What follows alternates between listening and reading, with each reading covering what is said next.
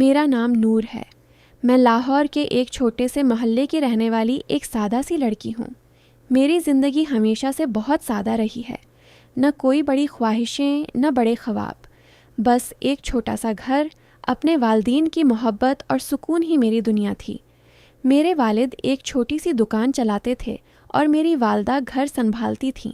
انہوں نے ہمیں ہمیشہ یہ سکھایا کہ عورت کی سب سے بڑی دولت اس کی عزت ہوتی ہے۔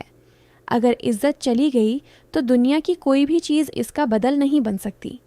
بچپن سے لے کر جوانی تک میں نے اسی سادگی میں زندگی گزاری، پڑھائی مکمل کی، گھر کے کاموں میں ماں کا ہاتھ بٹایا اور کبھی کبھار پڑوس کی بچیوں کے ساتھ بیٹھ کر باتیں کرتی۔ میری شادی کی بات جب چلی تو میرے والدین نے بہت سوچ سمجھ کر فیصلہ کیا۔ میرا شوہر واصف ایک اچھی کمپنی میں مینیجر تھا۔ وہ نرم مزاج، ذمہ دار اور محنتی لڑکا تھا۔ شادی کے بعد جب اس نے میرا ہاتھ تھاما تو مجھے لگا جیسے میری زندگی کا ایک مضبوط سہارا مل گیا ہے۔ شادی کے ابتدائی دن بہت خوبصورت تھے۔ واصف مجھے اپنی محبت سے نوازتا، چھوٹی چھوٹی چیزوں پر خوش ہوتا اور ہمیشہ کہتا کہ تم میری زندگی کی روشنی ہو۔ لاہور کی مصروف زندگی میں بھی وہ میرے لیے وقت نکالتا۔ ہم دونوں مل کر گھر سنبھالتے، کبھی کبھار باہر کھانا کھانے جاتے اور مستقبل کے خواب دیکھتے۔ ایک سال اسی خوشی میں گزر گیا۔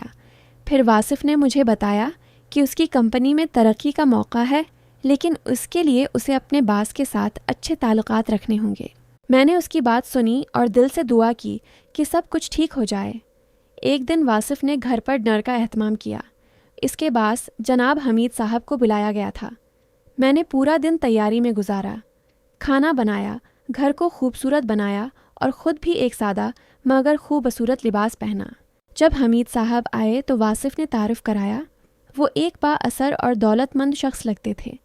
گفتگو شروع ہوئی، کھانا پیش کیا گیا، سب کچھ معمول کے مطابق چل رہا تھا، مگر مجھے حمید صاحب کی نگاہوں میں کچھ عجیب سا احساس ہوا۔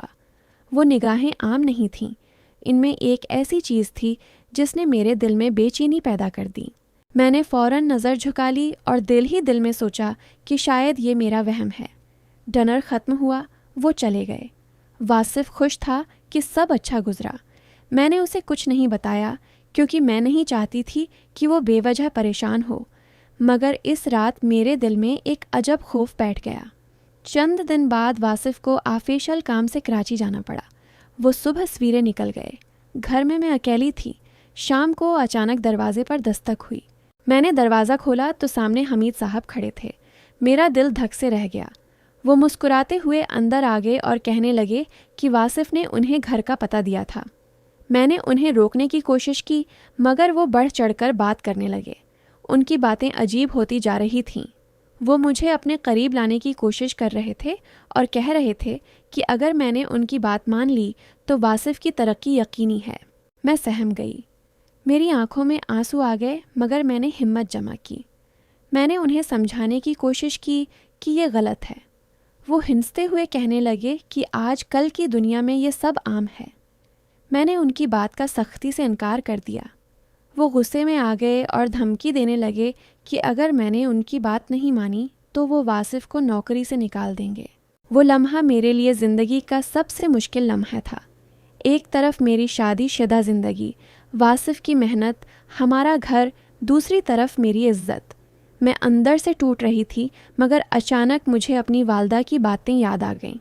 انہوں نے کہا تھا کہ مشکل وقت میں عورت کی اصل پہچان اس کی ہمت ہوتی ہے۔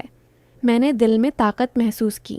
میں نے سیدھا ان کی آنکھوں میں دیکھا اور مضبوط آواز میں کہا، آپ جو کہہ رہے ہیں وہ بالکل غلط ہے۔ میں اپنی عزت کا سودا کبھی نہیں کروں گی۔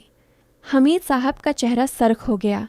وہ مزید دھمکیاں دینے لگے کہ واصف کی زندگی برباد کر دیں گے۔ میں نے دروازہ کھول دیا اور انہیں باہر جانے کو کہا۔ وہ جاتے ہوئے چیختے ہوئے گئے کہ اس کا انجام بہت برا ہوگا۔ جب وہ چلے گئے تو میرے ہاتھ کانپ رہے تھے، آنکھیں نم تھیں، مگر دل میں ایک عجیب سی طاقت تھی کہ میں نے اپنی عزت بچا لی۔ میں فوراً واصف کو فون کیا اور ساری بات بتا دی۔ واصف یہ سن کر حیران رہ گئے۔ وہ فوراً کراچی سے واپس آئے۔ گھر آ کر انہوں نے مجھے گلے لگایا اور کہا کہ تم نے جو کیا وہ بہت بڑی ہمت کا کام ہے۔ وہ رات ہم دونوں نے مل کر سوچا کہ اب کیا جائے۔ واصف نے فیصلہ کیا کہ وہ اس معاملے کو کمپنی کی انتظامیہ تک لے جائیں گے۔ اگلے دن وہ دفتر گئے اور اپنے باس کے خلاف تحریری شکایت درج کروا دی۔ میں گھر میں بیٹھی دعا کر رہی تھی کہ سچ سامنے آ جائے۔ تفتیش شروع ہوئی۔ کمپنی نے ویڈیو فوٹیج، گواہوں کے بیانات اور دیگر ثبوت جمع کیے۔ چند دنوں میں حقیقت سامنے آ گئی۔ حمید صاحب کی ایسی حرکات پہلے بھی کئی لڑکیوں کے ساتھ ہو چکی تھیں۔ اس طرح کی مزید دلچسپ کہانیاں سننے کے لیے میرے چینل کو سبسکرائب کریں اور بیل آئیکن کو دبائیں تاکہ مزید ویڈیوز آپ تک پہنچ سکے۔ اب مجھے اجازت دیں۔ شکریہ۔